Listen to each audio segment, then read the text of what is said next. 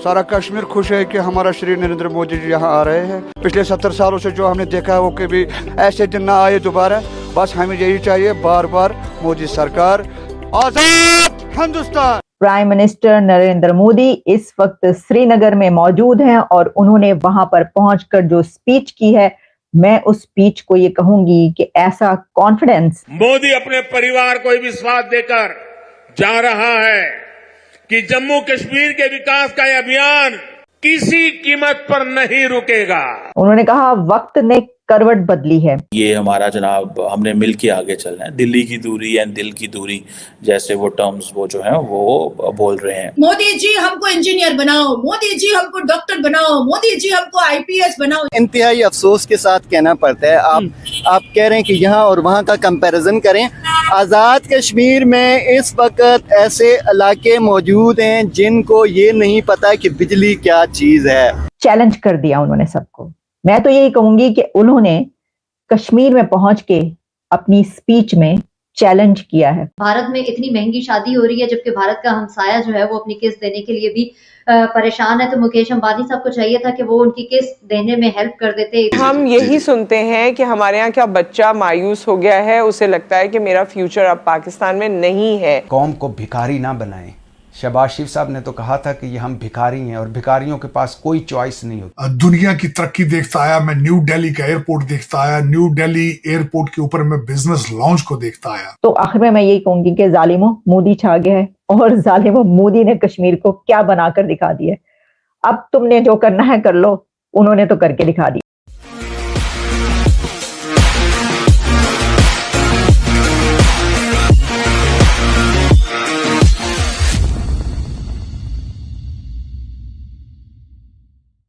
Prime minister Narendra Modi इस वक्त श्रीनगर में मौजूद हैं और उन्होंने वहां पर पहुंचकर जो स्पीच की है, मैं उस स्पीच को ये कहूंगी कि ऐसा कॉन्फिडेंस नजर आया है नरेंद्र मोदी साहब में कि जो अपनी मिसाल आप है। उन्होंने कहा वक्त ने करवट बदली है और 370 के बाद के हालात पर उन्होंने जो रोशनी डाली है और कश्मीर के मुद्दे को जिस तरीके से पेश किया है, तो चैलेंज कर दिया उन्होंने सबको। मैं तो यही कहूंगी कि उन्होंने कश्मीर में पहुंच के अपनी स्पीच में चैलेंज किया है अपने ओपोनेंट्स को और कहा है कि वो जो कह रहे हैं वो उसको गलत साबित करके दिखाएं। 5,000 करोड़ के अनाउंस किए हैं प्रोजेक्ट्स अगले 5 साल के लिए और उसमें सबसे बड़ी ये बात थी कि क्या वहां पर लोग आ सकेंगे या लोग आएंगे। तो जो बीजेपी की तरफ से कहा जा रहा था वो ये नजर आ रहा था कि कोशिश है 1 लाख के करीब जो हैं वो लोग वहां पर आ जाएं और आएंगे, लेकिन अब ये मीडिया रिपोर्ट कर रहा है कि 1,20,000 से ऊपर लोग वहां पर मौजूद थे जब नरेंद्र मोदी साहब ने तकरीर किया। तो भारतीय वजीर आजम ने वहां पर वो कर दिखाया है जो कि मेरा ख्याल है कि अभी तक कोई नहीं कर पाया। वहाँ पे तो 42 ऐसी टूरिस्ट प्लेसेस हैं जिसे इंडियन गवर्नमेंट ने अनाउंस किया कि भाई हम इसको प्रॉपर प्रमोट करेंगे कश्मीर में और विकसित भारत और विकसित कश्मीर, मतलब सबको साथ लेके चलेंगे। मैं आपके इतने सारे लंबे सवाल का सिर्फ एक ही जवाब दूंगा। मेरी सिर्फ और सिर्फ आपके चैनल के तवसत से पाकिस्तान गवर्नमेंट से सिर्फ एक दरख्वास्त है कि वो सिर्फ और सिर्फ कश्मीर में जिस तरह नॉर्दर्न एरियाज में इंटरनेशनल टूरिस्ट प्लेस अलाउडेड है, वहाँ पे देखिए आप मेरे पास आएंगे तो मैं आपके लिए अच्छा कमरा बनाऊंगा। आप मेरे पास आएंगे तो मैं आपके लिए अच्छा शेफ तलाश करूंगा। आप मेरे पास आएंगे तो मैं आपके लिए अच्छी सिटिंग करूंगा।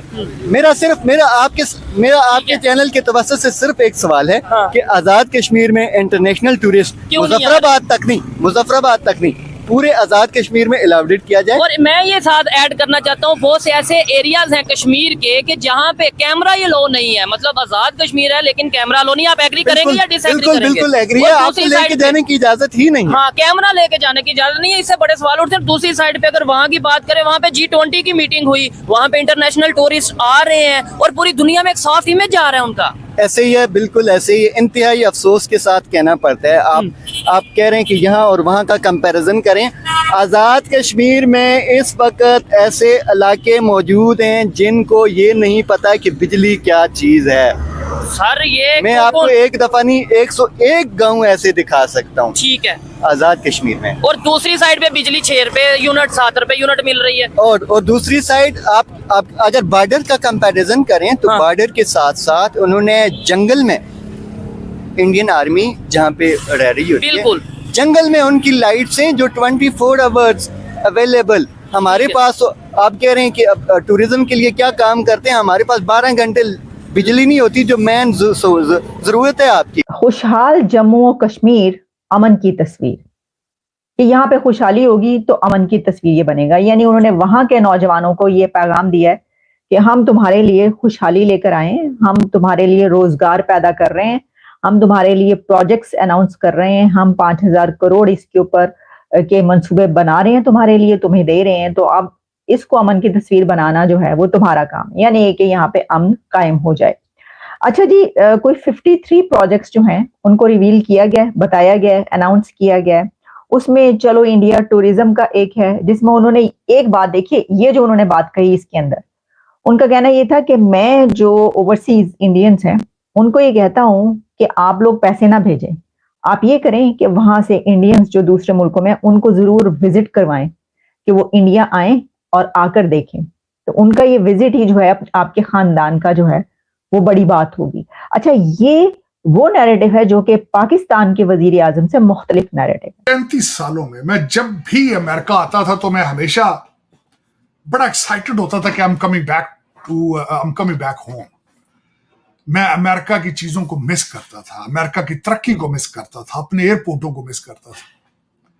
लेकिन इस दफा मैं जब वाशिंगटन डीसी पे लैंड किया मैं मायूस नजर आया, मैं मायूस हुआ उनको देख के। दुनिया की तरक्की देखता आया, मैं न्यू दिल्ली का एयरपोर्ट देखता आया, न्यू दिल्ली एयरपोर्ट के ऊपर मैं बिजनेस लॉन्च को देखता आया, जिसके अंदर जिम मौजूद था, जिसके अंदर स्लीपिंग पार्ट मौजूद थे, जिस बिजनेस लॉन्च के अंदर दुनिया की हर फैसिलिटी मौजूद थी। कतर एयरलाइन एक बहुत अच्छी एयरलाइन है, मैं जिनके बिजनेस लॉन्च की हमेशा तारीफ करता था, लेकिन न्यू दिल्ली बिजनेस लॉन्च उसको भी मात कर दिया उन्होंने।